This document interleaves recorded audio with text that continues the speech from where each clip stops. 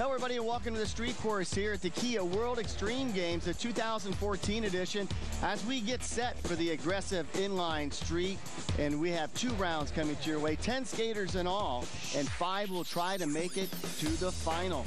We break it down for you in this extremely tight course. It's 2 heats of 5, 3 45-second runs. And again, the top 5 overall advance into the final. 5 very skilled skaters. They skated this morning, they got to this round, and we have 5 different countries being represented in this first group of 5. And of course, a big name that sticks out is Takeshi Yasutoko from Japan. And this is our first look at the 5 that we'll see. Again, they will have 45 seconds each run. They can fall and get right back up and continue their run, and they can go from anywhere on the street course that they like. Hi everybody, I'm Paul Higgins along with the legendary Arlo Eisenberg, and welcome to the Kia World Extreme Games. And Arlo, great to have you in the booth, and I know that you're pretty excited about this event. Your thoughts? A lot has changed over the last several years, and aggressive inline continues to grow, especially in Asia. And you and I were just talking about this course. It has 3 different disciplines that they use it for, of course, skateboard, bike, and inline. So they have to kind of fit the mold of all 3, but this might fit the best so far with inline. Yeah, you have to make a lot of compromises. Oh my goodness. Wake starting out with a 900 right away. That's interesting because this is the first round of the semifinals, and in the prelims, the guys, I think, were a lot more careful to be consistent. Now they're taking chances. They know only 5 advance, and so whereas Wake was doing really 540s earlier in the prelims, he's starting out with a 900. So you can see that the energy and the amplitude's all being stepped up here for the semifinals. As Arlo mentioned, this is Wake Schepman out of the USA, a young skater, and again, he's judged on creativity, style, difficulty of tricks, using the entire course and not falling. He is a young skater. In fact, the youngest in the field. He's only 17. Graduated high school early, so now he gets to travel around with the Nitro Circus as a performer skating on their mega ramp. But he's been a prodigy in the sport for a long time, a really special skater.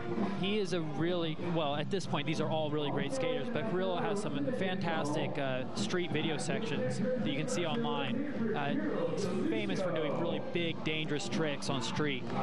Kirill starts off really fast, and again, Arlo, going back to when I first commentated when you were skating back in Rhode Island and some of the early extreme games, your thoughts about attacking the course with speed. I mean, that's what you did. You were very aggressive out there when you skated. Your thoughts, if you were judging this, do you like to see the speed? Absolutely. You want to see a guy charging and attacking the course, as you say, and hitting a lot of obstacles. But what Kirill's doing really well here is he's also getting some difficult tricks in. He's not just cruising around the course. He's putting in a lot of difficulty.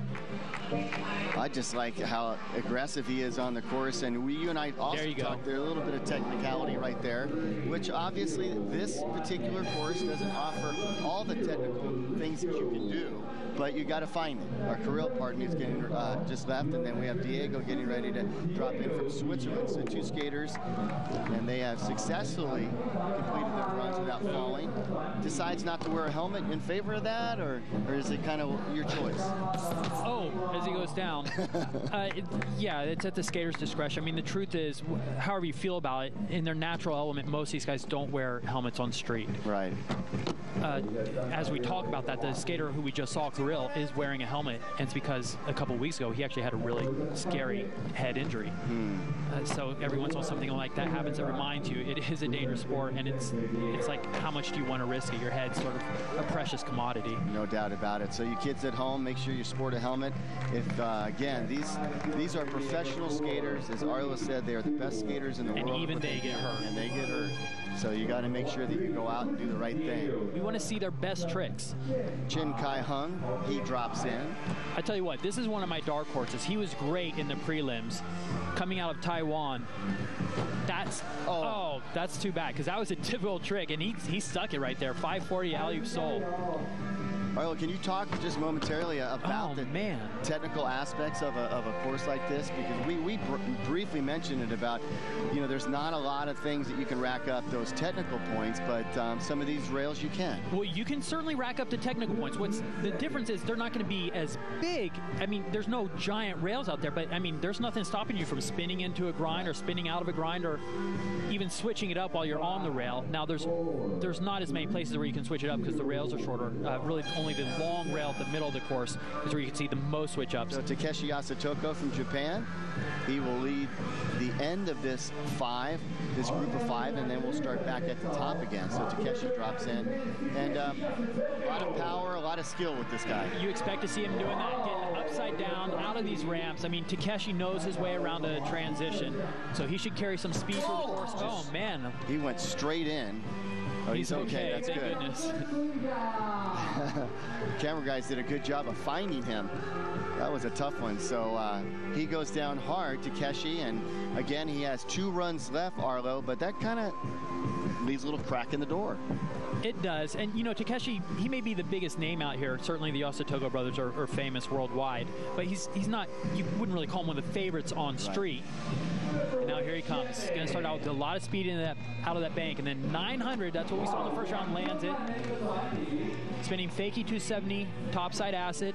There's that big handrail as he goes backside, backslide. Ooh. And what happens with these smaller elements out here is it gives them a lot of opportunities to do tricks, which they're using.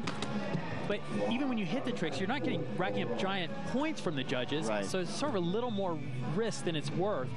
But you almost don't have a choice. You got to keep adding those tricks. He's going to finish up the waning seconds of his run. A little disappointed. He started off really good and then had that fall, led into another fall. So again, he's trying to better that 76.33. It might not be enough right there. Yeah, they're looking for one clean run. And so, you know, with each run, as each run passes, you're leaving yourself less and less room.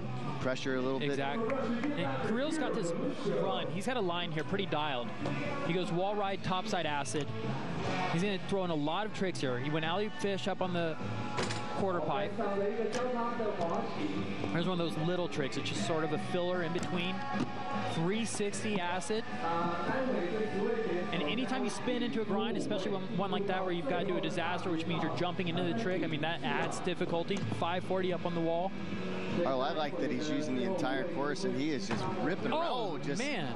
He slams pretty hard on his elbows on top of the coping there, but before that, it was pretty flawless. You know what's funny is I was talking to him in between runs while these guys were practicing him. I asked him about that ramp where he just fell, and I said, what do you think of it?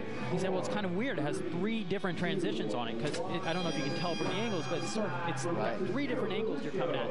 And he said that's strange. It's sort of, he was having some anxiety over it, and it just bit him right there. Well, it was definitely warm here in Shanghai, China in the morning for the skaters on all the disciplines that we have to offer at the 2004 Kia World Extreme Games. Diego dropping with the same trick that he did. Big start. Getting upside down and inverted that 540. And this is where he fell in the last run. Again, squirrely. Let's see if he can bring it back here. Spinning 450 to backside rail, but not very clean. That's what I was going to ask. The judges are looking for how clean you can pull the tricks. Yeah, sure, of course. I mean, the whole point is to make it look good, and you know that a lot of these tricks are not very clean out here. That was nice. How often, in your mind also, if you have one particular run, one particular line that you've been doing, if you mess up in it, do you change it for your second or third run, or you still keep pounding it out? Yeah, I think it actually works the other way. There he goes.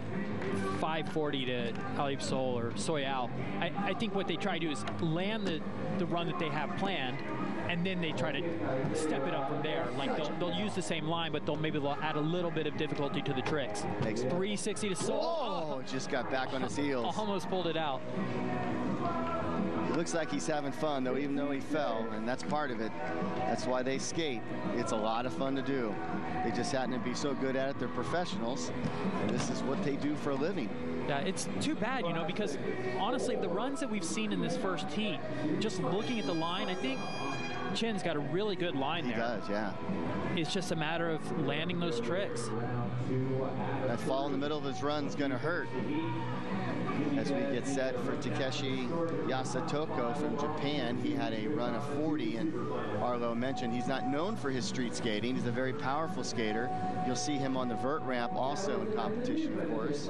But it's also, at the same time, it's not completely unexpected seeing him out here. Even on vert, he's really good on the coping. He has a lot of awesome rides. But I don't expect to see him falling here again. I think Takeshi's going to pull out a solid run. Yeah, he disappeared on us in the first round that fall. We'll keep track of him here as as he goes up on there the you go. Yeah. I mean, that's a solid trick right there. This is definitely a better run than his first one. Yeah. And he's making it look easy, too, you know? He's cruising around the course. Fakie 360 to backslide. So these are respectable street tricks from Takeshi, but Takeshi gets a lot of respect. I mean, he is a very good skater.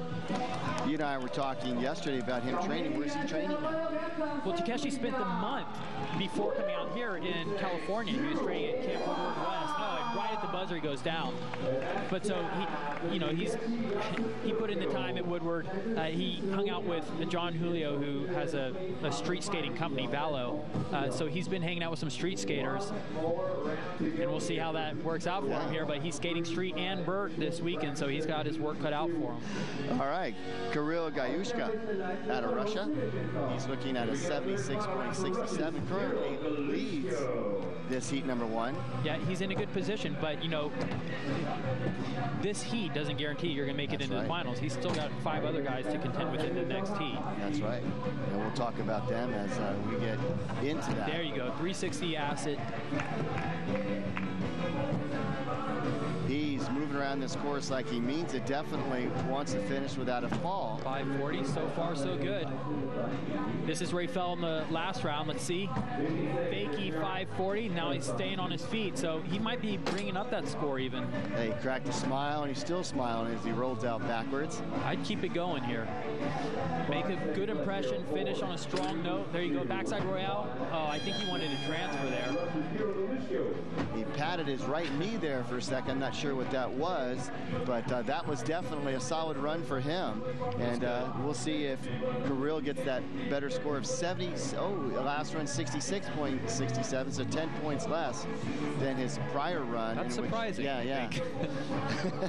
You and me both. But total of 10 skaters in these 2 heats. We've seen heat number 1, and check it out. 76.67 for Kirill. He's currently in the lead. Takeshi Yasutoko at 75.33 could still make it.